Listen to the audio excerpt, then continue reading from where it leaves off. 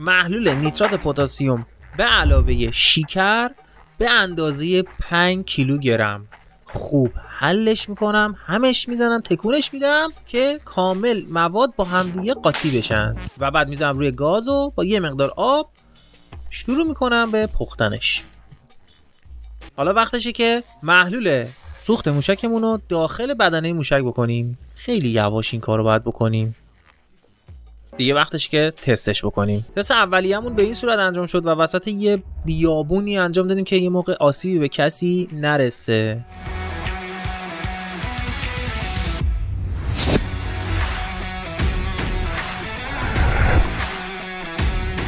متاسفانه منفجر شد. یادتون نره که حتما ویدیوها و پارت های بعدی رو ببینید تا ببینیم که به کجا میرسه این آزمایش.